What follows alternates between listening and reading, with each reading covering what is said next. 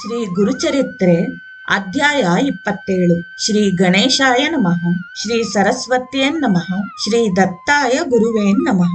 ಸಿದ್ಧಮುನಿ ನಾಮಾಧಾರಕ ಸದ್ಗುರುಗಳು ತಿಳಿಯದೆ ಮಾಡಿದ ತಪ್ಪುಗಳನ್ನು ಕ್ಷಮಿಸಿ ದೋಷಗಳನ್ನು ನಿರ್ಮೂಲ ಮಾಡಬಲ್ಲರು. ಅದೂ ಸಹ ಯಾವಾಗೆಂದರೆ ಅದರ ಬೋಧೆಗಳನ್ನು ಶಿರಸಾವಹಿಸಿದಾಗ.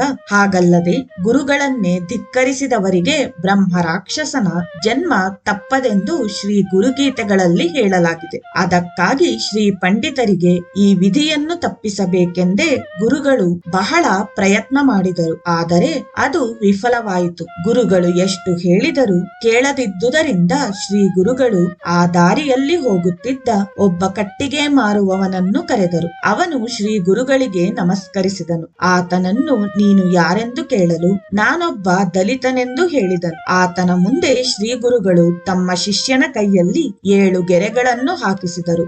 ಆತನ ಮೇಲೆ ಭಸ್ಮವನ್ನು ಹಾಕಿ ಒಂದೊಂದೇ ಗೆರೆಗಳನ್ನು ದಾಟಲು ಹೇಳಿದರು. ಮೊದಲನೇ ಗೆರೆಯನ್ನು ದಾಟಿದ ಕೂಡಲೇ ನೀನು ಯಾರೆಂದು ಕೇಳಿದರು. ಆತನು ತಾನು ಹಿಂದಿನ ಜನ್ಮದಲ್ಲಿ ಬಿಲ್ಲರವರೆಂದು ಹೇಳಿದನು. 2ನೇ ಗೆರೆಯನ್ನು ದಾಟಿ ಕಿರಾತಕನೆಂದು ಹೇಳಿದನು. 3ನೇ ಗೆರೆ ದಾಟಿ ಜಾಲರವನೆಂದು ಹೇಳಿದನು. 4ನೇ ಗೆರೆಯನ್ನು ದಾಟಿ ರೈತನೆಂದು, 5ನೇ ಗೆರೆಯನ್ನು ದಾಟಿ ವೈಶ್ಯನೆಂದು, 6ನೇ ಗೆರೆಯನ್ನು ದಾಟಿ ಕ್ಷತ್ರಿಯನೆಂದು, 7ನೇ ಗೆರೆಯನ್ನು ದಾಟಿ ವೇದವನ್ನು ಕಲಿತಿರುವ ಬ್ರಾಹ್ಮಣನೆಂದು ಹೇಳಿದನು. ಆತನು 7 ಜನ್ಮಗಳ ಹಿಂದೆ ವೇದವನ್ನು ಕಲಿತ ಬ್ರಾಹ್ಮಣನೆಂಬ ವಿಷಯವು ತಿಳಿದು ಎಲ್ಲರಿಗೂ ಆಶ್ಚರ್ಯವಾಯಿತು. ಶ್ರೀ ಗುರುಗಳು ನೀನು ವೇದ ಬ್ರಾಹ್ಮಣನಾದರೆ ಈ ಪಂಡಿತರೊಡನೆ ವೇದ ವಿದ್ಯೆಯಲ್ಲಿ ವಾದವನ್ನು ಮಾಡಲು ಆದೇಶಿಸಲು ಕೂಡಲೇ ಆತನು ವೇದ ಗಾನವನ್ನು ಸುಸ್ವರದಲ್ಲಿ ಪ್ರಾರಂಭಿಸಿದನು. ದುರ್ಬುದ್ಧಿ ಇದ್ದ ಬ್ರಾಹ್ಮಣರಿಗೆ ಬಾಯಿ ಒಣಗಿ ಹೋಯಿತು.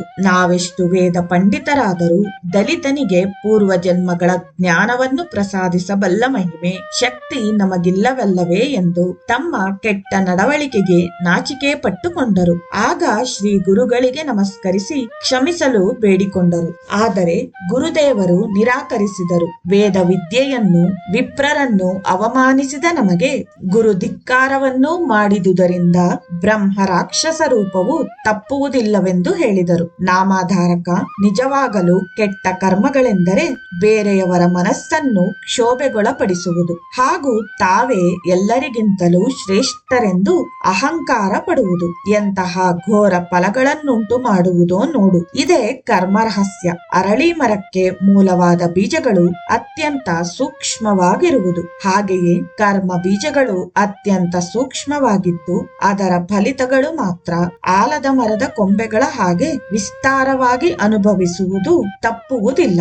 ಈ ರಹಸ್ಯವನ್ನು ಸದ್ಗುರುಗಳು ಮಾತ್ರವೇ ತಿಳಿಯಬಲ್ಲರು. ತಿಳಿದವರಾದುದರಿಂದ ಎಲ್ಲರಿಗೂ ಸಹ ಹಿತಬೋಧೆಯನ್ನು ಮಾಡುವುದು ಅವರ ಕರ್ತವ್ಯವಾದುದರಿಂದ ಅದನ್ನನುಸರಿಸುತ್ತಾ ಬೋಧಿಸುವರು. ಆದರೆ ಏನಾದರೂ ನಾವು ಕೇಳುವುದಿಲ್ಲ, ನಮ್ಮ ದಾರಿಯೇ ನಮಗೆ ಎನ್ನುವವರಿಗೆ ಅವರ ಕರ್ಮವನ್ನನುಸರಿಸಲು ಬಿಡದೆ ತಪ್ಪದು. ಸದ್ಗುರುಗಳೆಷ್ಟು ಶಕ್ತಿವಂತರಾದರೂ ಅವರ ಕರ್ಮಗಳೇ ಅವರನ್ನು ಗುರುಗಳ ಅನುಗ್ರಹದಿಂದ ದೂರಕ್ಕೆ ಕರೆದೊಯ್ಯುವುದು. ನಾಮಾಧಾರಕ ಗುರುವಾಕ್ಯ ಪರಿಪಾಲನೆ ಪ್ರತಿಯೊಬ್ಬರಿಗೂ ಶೀಘ್ರ ಪರಿಹಾರದ ದಾರಿ ಎಂದು ತಿಳಿಸಿ ಅವರು ಮತ್ತೆ ಮತ್ತೆ ಪ್ರಾರ್ಥಿಸಲು 12 ವರ್ಷಗಳ ನಂತರ ಬ್ರಾಹ್ಮಣನ ಬಾಯಲ್ಲಿ ನಾರಾಯಣನ ವಾಕ್ಕನ್ನು ಕೇಳುವುದರ ಮೂಲಕ ನಿಮ್ಮ ಪಿಶಾಚತ್ವವು ನಿಮ್ಮನ್ನು ಬಿಟ್ಟು ಹೋಗುವುದು ಎಂದು ವಿಮೋಚನೆಯನ್ನು ತಿಳಿಸಿದರು ಎಂದು ಸಿದ್ಧಮುನಿಗಳು ತಿಳಿಸಿದರು. ಇಲ್ಲಿಗೆ 27ನೇ ಅಧ್ಯಾಯವು ಸಮಾಪ್ತಿಯಾಯಿತು.